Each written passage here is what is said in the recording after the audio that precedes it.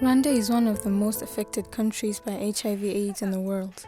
The first case of HIV infection was reported in Rwanda in 1983.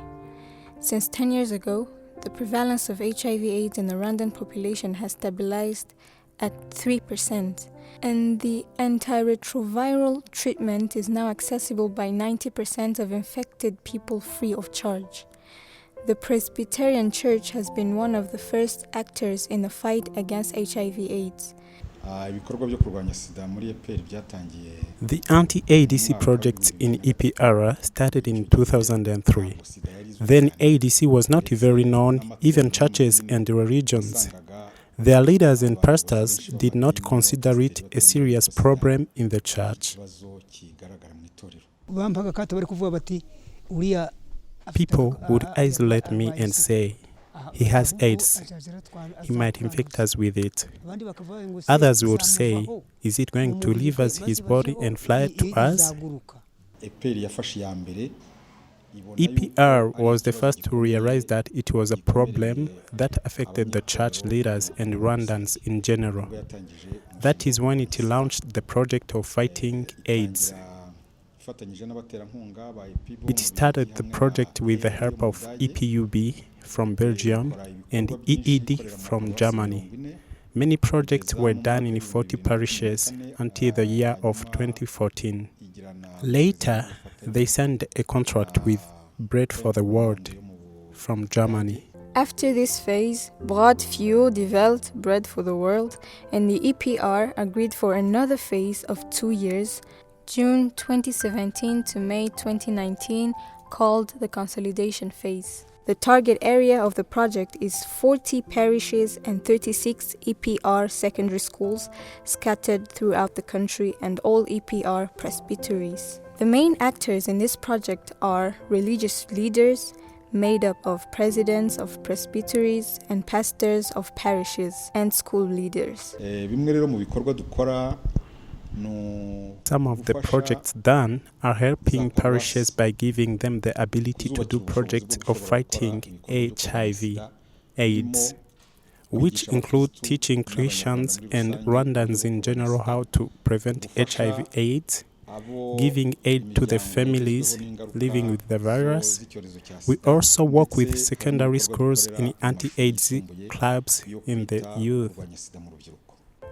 The project have made significant and positive achievements. At the level of partnering parishes, 240 young peer educators in 40 parishes have been trained, and 240 adult peer educators in 40 parishes have been trained and received annual refresher trainings, and they have been developing and implementing monthly awareness interventions among adult people in their parishes.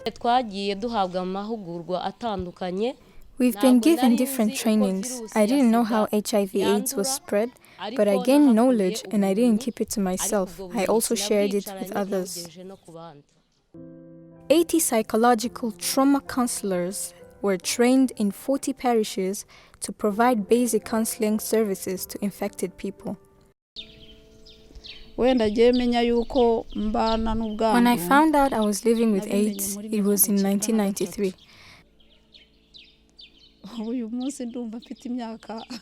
And the years I had when I found out equals to the years I've lived with it.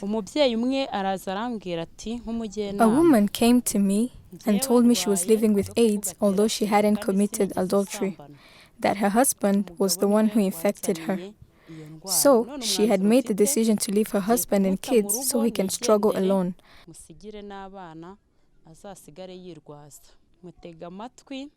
I listened to her and asked her, if you abandon your home and kids, where will you go? She told me she was going to commit suicide. I advised her that suicide was not the solution to the problem, that she should sit with her husband and they talk about it.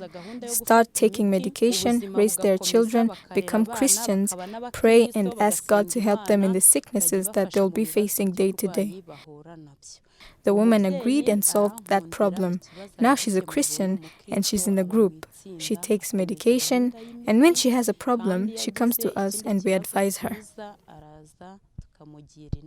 Ubungubu twishimira yuko abapasiteri bashobora Now we are happy because the pastors can teach the Christians not only about the Word of God, but also about HIV/AIDS and the ways in which they can prevent it.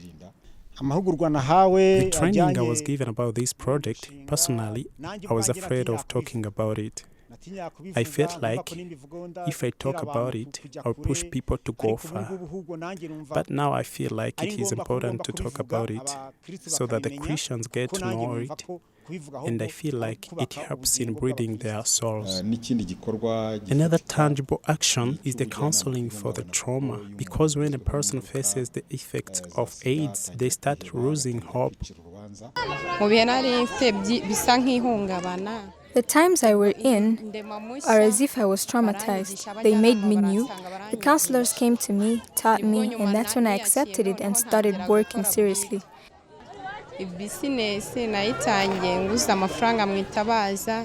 I started this business by getting a loan from the association. I would give them profit and also buy tomatoes, fruits, and vegetables. Where I am now, I can pay half of my health insurance, I feed myself, and everything I need I can afford.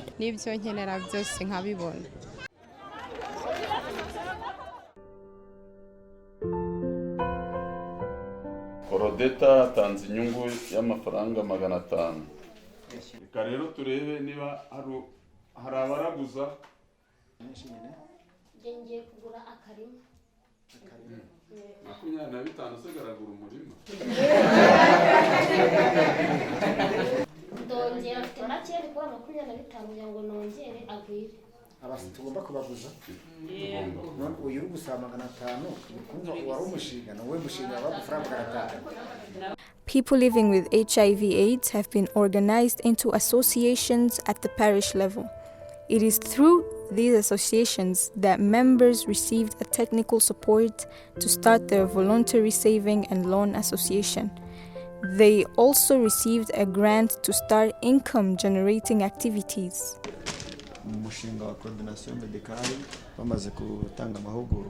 After the training, I joined the association. They have a credit loan program where everybody gives money to give a person as loan. And that is how I got 60,000 Rwandan francs as loan. And about a pig. After it gave a birth, I sold it and got 120 Rwandan francs and started this business. I started renting the tours, but later on, I bought my own. Now I'm happy with where I am. Igaragaza presbiteriyeni n'itorero nshimira cyane yaduhaye amahugurwa. I thank the Presbyterian Church a lot. They gave us trainings, then we created a group and they gave us sheep. And one gave birth to 2. After that, I got a loan of 150,000 and sold to 2 sheep. Then got a sum of 200,000 Rwandan francs. I bought a cow for 250,000. Then it gave birth to 2 other cows.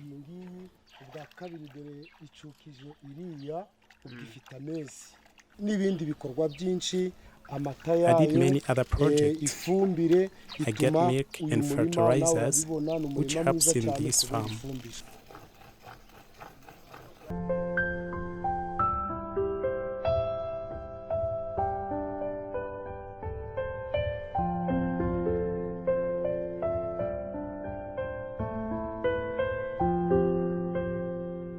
Mu ntego z'itorero ryacu The goal of our church is to show the love of God through acts.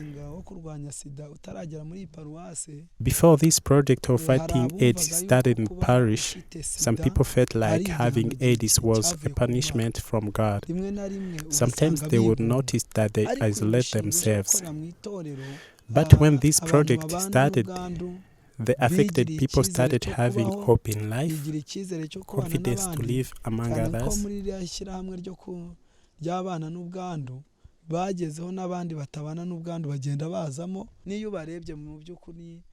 And when you look at them, you can see they have developed their standard of living. Uyu murima wacu ufite 80 z'ubutambike na 50 z'ubuhagarike. Our farm has 80 meters in width and 50 meters in length. Now we have a goal that every family must have 2 cattle and in a short time. For example, when these maize are reaped, we might buy 2 cows and give them to 2 families. We thank the Presbyterian Church for it took us from the isolation that we had when we found out we had HIV/AIDS. People no longer put us aside from others. You can see we look good, and those are the results of the project.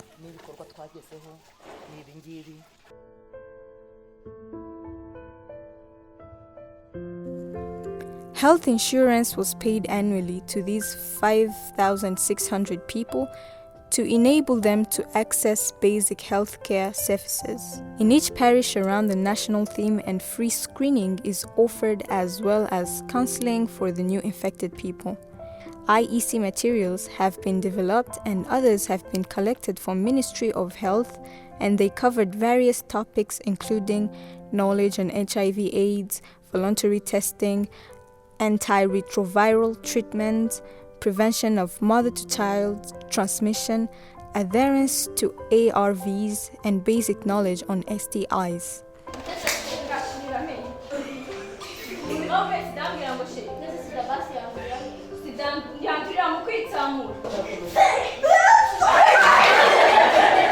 At the level of partnering schools, 180 peer educators of anti-AIDS clubs in secondary schools were trained. When we started, we were few, but we expanded because now we are almost 60 members. We have different projects done in clubs, including shows where we teach the infected people how to protect themselves, but also the non-affected people how to abstain themselves. This booklet was given to us by the Anti-AIDS Club. When you open it, you see the outside private parts of a man. Then they show us the different STDs. Then they give us the advices on how we can prevent them.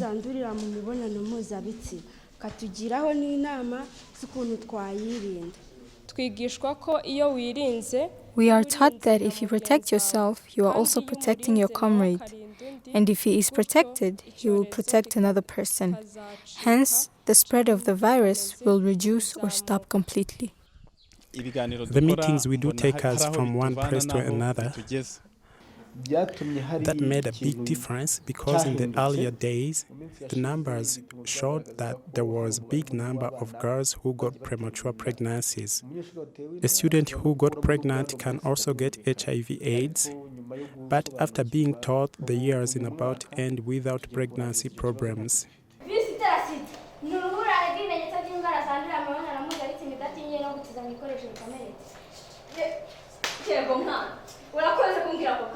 nzaguhemba yekwe uzanenga uzawe mutima itubwire ikintu uzanenga ibagatiza akasome ko kurisha ubugari teke ubugari School fees of 160 HIV/AIDS affected or infected students was paid to enable them to attend school at secondary school level. As the project is going to end, several steps have been made to ensure that some of the activities continue to be implemented even beyond the funding period. They are ready to continue the mobilization activities even without supervision. AIDS clubs in school now have strict supervision from school leaders, and they are ready to continue mobilization activities as well. Thank you.